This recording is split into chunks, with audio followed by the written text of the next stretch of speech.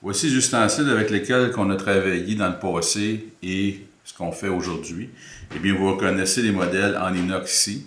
Modèle en inox, fourchette et cuillère, très volumineuse et quand même très lourde. Là, ma balance est à 1 gramme. J'aurais juste à retirer 1 gramme. On peut voir qu'on se retrouve avec 38 grammes juste pour la cuillère. On les a retirés assez rapidement de nos sacs à dos. Pour voyager léger, ce n'était pas le système idéal. Et puis, on a travaillé aussi avec les cuillères de plastique, mais on s'est aperçu que l'intérieur est quand même rugueux. Ce genre de cuillères-là, eh bien, donne une drôle de sensation quand même en bouche, mais sont plus légères qu'en inox. Alors, on parle de 9 grammes.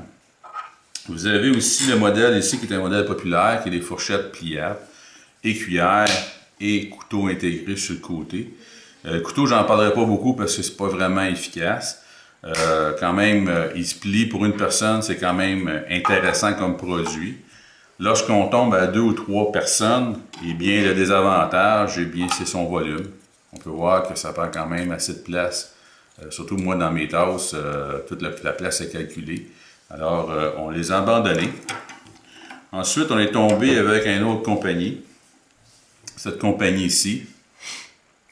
Et puis, off, c'est les spatules qu'on peut voir ici avec fourchette et cuillère. Ce qui est intéressant, c'est que vous avez le manche ici qui s'adapte à chacun des éléments. Alors, j'ai juste besoin de transporter un manche pour la coutellerie qu'il y a ici. Et puis, la longueur. Vraiment intéressant au niveau de la longueur parce que j'utilise encore aujourd'hui lorsqu'on est à 3 personnes pour revenir brasser dans mon chaudron ma soupe ou un ragoût par exemple, à cause de sa longueur, comme j'ai dit, et ça éloigne la main de la chaleur. Donc vraiment intéressant. Alors, on regarde le poids, je vais juste remettre ça à 0. On parle pour l'ensemble de 12 grammes, juste la cuillère. Vous voyez, on parle de 5 grammes. Donc, un volume vraiment intéressant. Au niveau de la spatule, pour ceux qui sont intéressés, on parle de 9 grammes.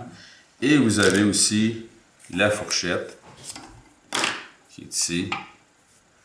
On parle de 6 grammes. On a essayé aussi, quand on est tombé dans l'ultra léger, on s'est aperçu que la nourriture devait aussi se modifier. Alors, le fameux spaghetti avec les grosses boulettes et la sauce, disons que ça consomme un peu trop de carburant. Alors, on a modifié notre nourriture. On s'est lancé un petit peu plus vers la polenta, couscous et ces choses-là pour pouvoir économiser au niveau du carburant aussi. Alors, on s'est lancé de ce côté-là. On s'est aperçu que la fourchette n'était plus nécessaire pour manger, par exemple, un bouillon de soupe ou pour manger un petit macaroni ou, encore une fois, le couscous ou la polenta. On s'est dit que les baguettes de bois feraient très bien le travail. Puis effectivement, ça fait bien le travail. On peut voir au niveau du poids, on parle de quoi, 4 grammes. Et puis la longueur, c'est une longueur qui est vraiment intéressante. Cependant, le problème qu'on a rencontré, nécessairement, c'est du bois. Et à la longue, les produits s'incrustent dans le bois et vont vous apporter des drôles de goût dans la bouche. Alors, c'est quelque chose que je peux recommander pour des randonnées de 2 ou 3 jours maximum, parce qu'après ça, il faudrait changer les baguettes. Le must, donc nos préférés, c'est les cuillères de soupe thaï.